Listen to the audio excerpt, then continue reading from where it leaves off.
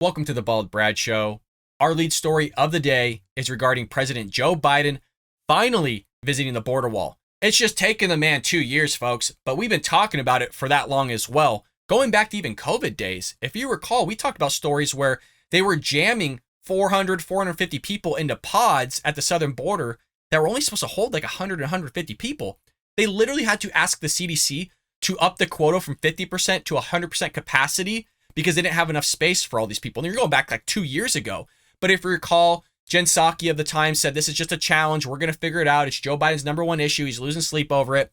And then when Karine Jean-Pierre stepped up to the podium as the new White House press secretary, that's been echoed ever since, that it's number one issue. He's put in immigration reform on the first day. Congress didn't pass it, this or that.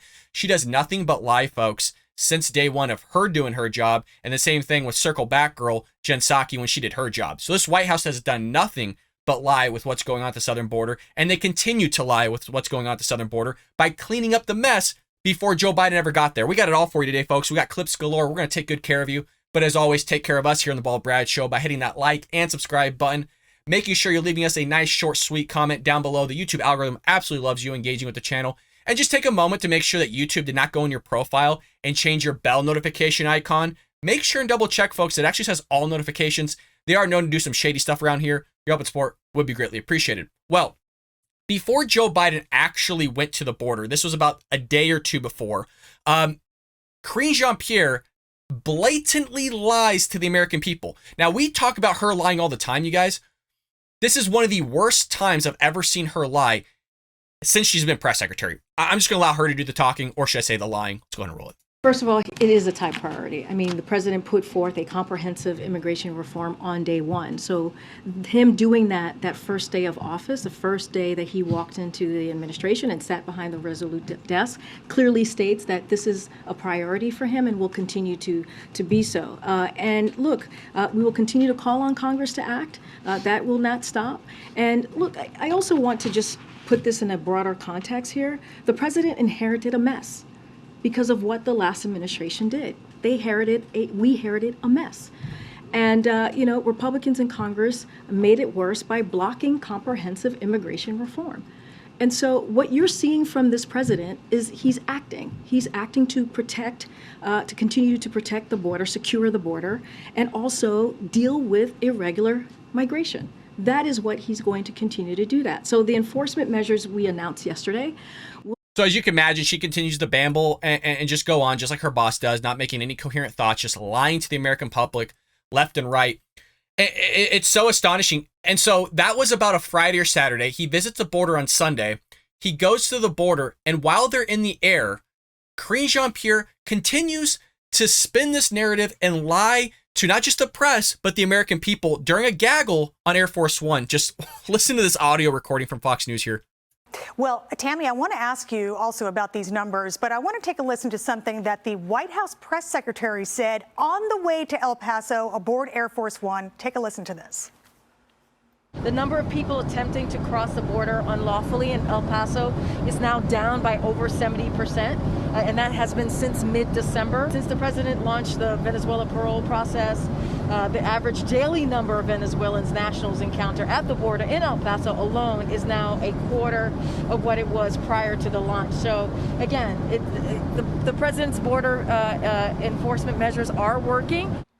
Wow. Tammy, the president's border enforcement measures are They're all laughing, as are we here. It's so laughable, and the spinning of the numbers, the manipulation of talking about Venezuelans compared to there's a lot of other places that are coming through the southern border there, but we're going to hyper focus on one. Oh, his policies are working. You guys, you really think his policies are working? Do you really? Does anybody, for the love of God, that at least follows our channel here, really believe that? And what's even more astonishing is you have Greg Abbott here conducting an interview and kind of talking about Joe Biden's visit and all these things.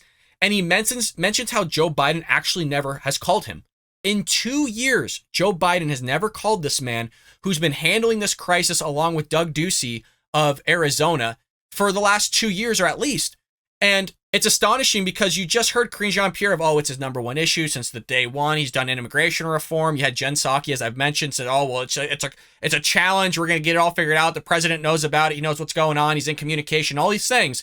Turns out the guy's never even called the man that's dealing with the shenanigans down at the southern border that was created by Joe Biden. It's unbelievable. Just listen to Greg Abbott here of Texas. He needs to step up and take swift action, including reimbursing the state of Texas for the money that we spent, but providing more resources for the federal government to do its job.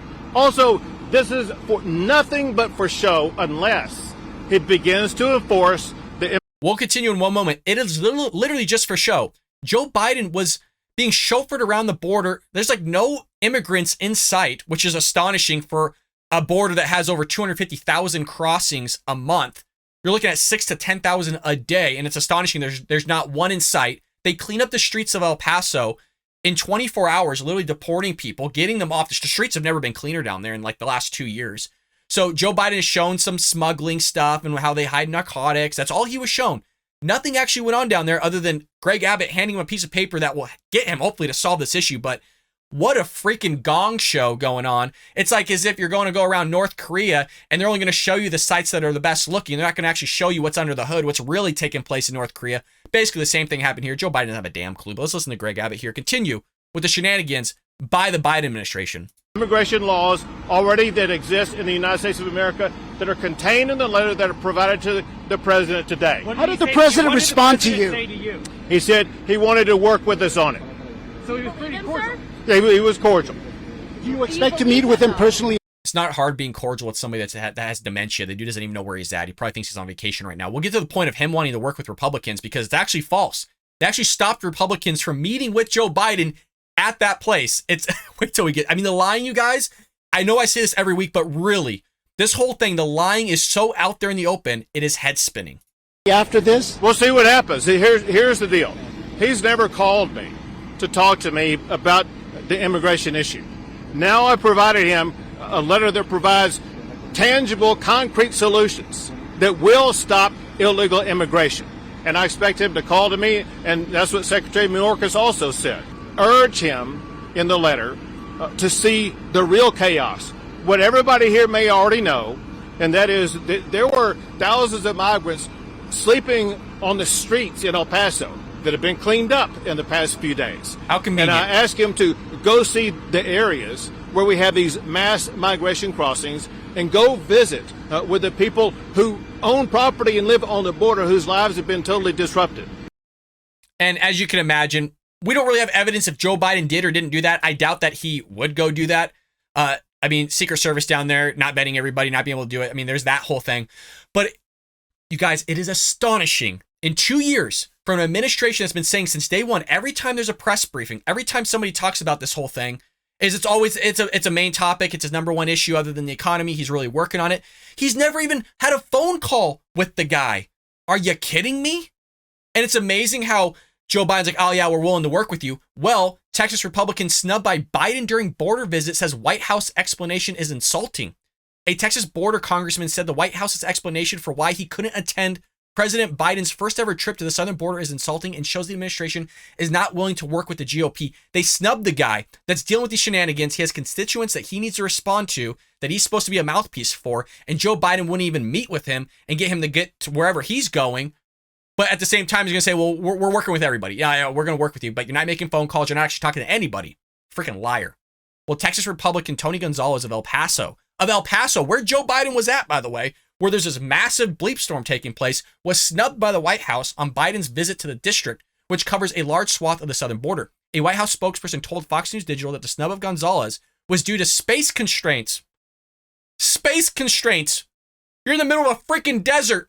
Oh, no room here. Sorry, buddy, can't make it. Really? You couldn't meet outside? You couldn't meet wherever the hell? I mean, you guys just gonna lie to people right out in the open. Quote, as it's often the case, the president trips will receive multiple requests from lawmakers to join the president on his trip, and we're not able to accommodate all requests from the Republicans and Democrats alike due to space constraints. You know, they're going to blame it on space. You're going to blame it on space. Thousands of people have space to make it across illegally, but you don't even have space for the freaking congressmen and women to sit there and meet with the president of the United States that are dealing with this issue, and you're going to blame it on space. Unbelievable. Well, our legislative affairs team has been and will continue to remain in close touch with these lawmakers. The same people that said that they've been handling this since day one has never actually contacted any of these people. Yeah, we all believe you. The Texas Republicans told Fox News Digital that the White House's space constraints assertion for his snub is insulting, and the White House is refusing his attendance shows the administration is not willing to work with Republicans to address the border crisis. You have Doug Ducey handing them personally the letter. What's going to solve and fix it, at least in his mind? You think Joe Biden's really going to do it? I don't think so. I don't think so. This idiot hasn't figured it out in 2 years. You think he's going to figure it out now? All the people that's around this president in 2 years from the book that's literally comes out on the 17th is talking about how the lack of solutions is coming out of the White House. Well, now he has solutions. We'll actually see if he figures it out because somebody else figured it out for him. But, we all know Joe Biden, his dementia is going to kick in. He's not going to have a clue. He's not even going to remember that he visited the border, you guys. He makes up stories about his own family that he thinks happened. You think he's going to remember this? I don't think so. Quote, I find it insulting that President Biden blames space constraints for ignoring my request to accompany him on a visit to El Paso County, which I represent in Congress. You'd think you would have the guy that represents the county that you're visiting in to actually be there with you. But no. Too much to ask for from Joe Biden, folks. You got to be kidding me. For 2 years, the administration has pointed fingers at Republicans for not wanting to act in bipartisan manner on border policy, which we've said time and time again, which is absolutely astonishing. The fact that they're blaming it on Republicans, as you just heard from Karine Jean-Pierre herself, when they literally had all three branches of government for 2 years and got nothing done. In contrast, by not inviting Republicans on this trip, specifically the Republican member who represents El Paso, it shows they are not willing to work across the aisle to fix the crisis on the southern border. And then what they're going to do is, like, as you heard, they're going to blame it on, space and time constraints and all these other shenanigans. Well, it's a bunch of hocus pocus, folks, but let me know what you think about this in the comments below. It was a gong show there at the southern border. He made the trip down there. He walked around in some dirt, looked around, looked up and down, and then he was done with it. So we'll see if anything actually comes about of it. But like I said, I want to know what you think about that one in the comments below. Moving into our second segment of the day, folks. If you haven't already, hit that like and subscribe button. Leave us a nice, short, sweet comment down below and just double check to make sure that YouTube did not go into your profile and change your bell notification settings. Make sure it does in fact say all notifications so you're actually notified when we upload or go live. Well, folks, these environmentalists literally want to tear this country down from the inside out because now we have a nationwide ban on gas-burning stoves under consideration after a new study claims appliances emit harmful pollution links to childhood asthma. You can't make this up. Ted Cruz is pissed, by the way. Ted Cruz is come take it, right? They constantly want to sit there and encroach upon your personal lives, chisel away at your rights, remove your appliances. They want to remove your guns, your Second Amendment, your First Amendment rights. They want to remove everything. I'm not saying having a burned freaking stove or at least a gas-powered stove is removing your amendments or your rights. But for love of God, when does it end? When does it end? Remember when they went after hairspray, like aerosol? Remember that whole thing? Oh, it's environmental. You're going to hurt it. It's going to hurt you. Like, shut up. Just shut up with all this stupid stuff. Well, the Biden administration's Consumer Product Safety Commission, what a freaking name that is considering a nationwide ban on gas-burning stoves. This is real, you guys. The dude can't figure out the border, but he's going to definitely try to figure out getting rid of your gas-burning stoves for environmentalist causes. Where's Greta Thunberg when you need her, huh? Screw you for feeding your family, huh? Screw you for using your gas-burning stove. Like, shut up. God, it's all these people, dude. It's like, don't you have anything better to do? Honest to God, you're going to sit there and run a study on gas-burning stoves. You're like, it's giving people asthma. Why the guy's sitting there freaking toking marijuana, you can just smoke in front of a child's face, in the state of California and in Colorado and places, but, we're going to get rid of your gas-burning stoves. So this is following a new study that claimed, I guess both, you wouldn't be wrong, that appliances emit harmful pollution that has been linked to asthma in children. So let's see if it actually gives a cause and effect here. If it's just one of those things that's a mere association between the two. It's like saying, oh, well, smoking gives people cancer on an observational study. Well, yeah, I mean, there is an association there, but you're not actually determining a cause and effect through that study. We'll see what happens here. According to the EPA and the World Health Organization, gas-burning stoves emit unsafe levels of nitrogen dioxide. It's so stupid. Carbon monoxide and particulate matter, which are reported to be linked to respiratory illness, cardiovascular issues, cancer, and other conditions. Everything gives you cancer, you guys. Have you noticed that? I mean, chocolate gave you cancer, eggs gave you cancer, French fries gave you cancer, burgers gave you cancer, bacon gives you cancer. You freaking listening to Democrats give you cancer. That one's probably true. But either way, I mean, listening to a Democrat kind of spew their nonsense here, is toxic nonetheless. A December report from the International Journal of Environmental Research and Public Health claimed that over 12% of current childhood asthma nationwide is attributed to gas stove use, which is similar to the childhood asthma burden attributed to secondhand smoke exposure. Gas stove usage should be considered in multifaceted asthma prevention approaches, the report. I mean, everybody's like in a bubble boy nowadays, right? God forbid a kid, gets a little bit of inhalation from a gas-powered stove nowadays. You know, you can't have your kids running in dirt. Remember when we grew up, you used to fall in dirt, right? Face plant. You come home, you're crying like, oh my God, your dad sits there and tells you to figure it out, kid. Stop crying. Your mom's sitting there pissed off because now you got freaking your jeans all dirtied and there's a grass stain on it. Now it's just to figure out how to get that out. Your dad's pissed about that too because he has to listen to her complain about it. We've all been there. Well, now we got to hear these knuckleheads complain about this, that you're getting asthma. You're getting asthma from a gas-powered stove. Given that this exposure is preventable, well, if it's preventable, why do you want to get rid of my stove? Just have the kid go sit outside while I'm cooking on the stove then, huh? Given that the exposure is preventable, our study demonstrates that non-mitigation strategies will lessen childhood asthma burden from gas stove. Approximately 35% of homes in the United States use gas-powered stoves. So not even the majority of them, but hey, we got to crack down on this, guys. This is important here. This is the most important thing that's going on. Not China wanting to invade Taiwan, not China taking our technology, not China going after our security systems that we have in place. No, not Russia invading Ukraine. Not that. Not Iran wanting to basically remove and extinguish Israel or that of the Western world either. No, we can't take that into account whatsoever. Or the border crisis, inflation. I mean, hell, gas prices, supply chain issues that are happening all around the world. No. This is what we want to focus on here is your gas-powered stove, you guys. This is when you have your priorities straight when you're with the Democrat Party. You're really handling business here when you go after the climate change people that or deniers, however you want to describe it, that are having their gas-powered stoves. This is so stupid, you guys, that this is even happening. This is a hidden hazard. This was according to the CPSC commissioner, you guys. Any option is on the table. Products that can be made safe can be banned. They want to, you notice the word safe, right? Everything's about your safety. If I say something harmful, I should be banned or removed or censored because of the other person that might be offended for their safety. You see how that works? We need to remove your guns because it's all about safety, right? You don't want somebody to get hurt. God forbid you protect yourself and stop your family from getting hurt, but just the fact that you have one, now you're hurting somebody else's feelings. We got to get it removed. Or there was some idiot that wanted to perform a mass shooting, some evil scumbag, so we got to remove your right. Oh, well, here, some other kid's kid is having an asthma attack, so now you can't have a gas-powered stove because that kid got an asthma attack. See how this all works? It's for your safety, you guys. It's for your safety and your children that don't have asthma problems whatsoever, or the fact that you don't even have children, but you still don't get to have a gas-powered stove. Tomka reported that the agency plans to open the topic to public comment later this winter. Ooh, I can't wait. Get me in there. Beside banning the sale of gas-powered or gas-burning stoves, rather, the agency is also considering setting emission standards for the appliances. This is when you're getting some the Great Reset territory, you guys, where the banks are following your ESG scores, are actually looking at how much carbon emissions you're putting out there. In other words, looking at your carbon footprint. You guys, we are inching closer and closer to the Great Reset. It is stupid. Before you would think, it was a conspiracy theory. Before you think this stuff is crazy, there's no way in hell. You guys, you better start worrying the fact that they're wanting to get rid of a gas-powered stove. What is next? You freaking not being able to use your hair blow dryer? You can't use your hairspray? That literally was a thing. What, like the 50s, 60s, or 70s or something like that? I wasn't even alive then, but I've heard about it. So we're getting into that realm of literally your home appliances you can't use anymore because of these environmentalist stuff. All the while China, India, all these places are just polluting galore, and we can't even freaking have a stove anymore. Unbelievable. Well, there's about 50 years of health studies showing that gas stoves are bad for our health, and that the strongest evidence is on children and children's asthma.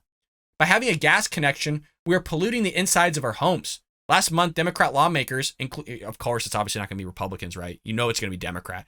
So you have Cory Booker of New Jersey and Don Beyer of Virginia requested that the CPSC take action against gas stove emissions, stating that the appliances were a cumulative burden that disproportionately impacts minority and low-income households.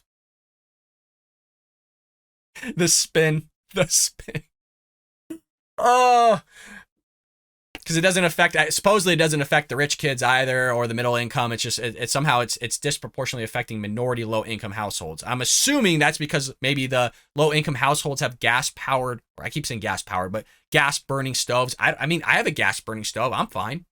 I got no issues here, but hey, anything that's good in our lives have to be removed from the Democrat Party. Mike McKenna, a former energy advisor to the Trump administration, told Bloomberg that the move to ban gas stoves would be transparently political. If the CPSC really wanted to do something about the public health, it would ban cigarettes or automobiles long before it moved on to address stoves. I mean, you're not wrong. You are literally not wrong, but we all know the money that goes into it. And anytime the Democrat Party can encroach on your personal life and have government decide what you can and can't have, oh boy, will they do it, folks. Let me know what you think about this one below. Do you have a gas stove? Do you have a gas burning stove? If you do, Do your children have asthma? Can they not breathe because you're freaking burning a stove? Really? I mean, this is the world we live in, you guys. It is freaking ridiculous. But let me know. Am I just being over the top? Am I being ridiculous? That's what this is all about. Have a conversation in the comment sections. Make sure to hit that like and subscribe button. Double check to make sure that bell notification icon is clicked. And folks, I will see you tomorrow here on the Paul Brad Show.